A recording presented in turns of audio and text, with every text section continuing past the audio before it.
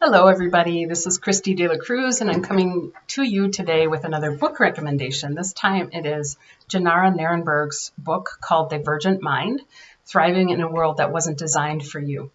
And so I actually found this book after I completed my manuscript, the second edit of my manuscript. I was saving it sort of as a treat for when I got my second manuscript completely done. And I love the way she talks about women with high sensitivity, ADHD, autism, synesthesia, and sensory processing disorder, and how there are these sort of hidden sensory worlds and gender bias that happens in the world.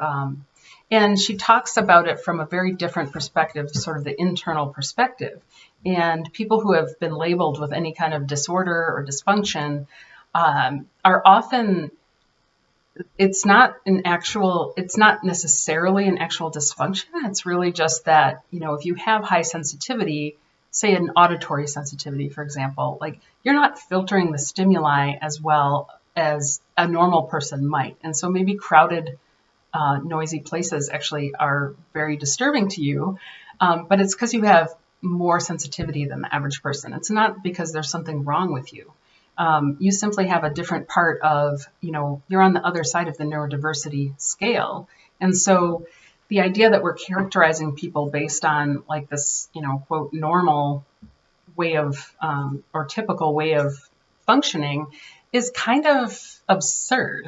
When you think about biodiversity that exists in nature, we don't characterize an organism that's like larger than average or smaller than average as like disordered in some way. I mean, there's natural variation in all biological and, any kind of organism. So I love the way she just really talks about how the perspective that we're using, can really make a difference, and using a sensory perspective rather than a behavioral description, which is from the outside versus like how it's experienced on the inside, really got me to think very differently about neurodiversity. So I'm excited to read it again because I usually have to read books twice, so I can really absorb the message.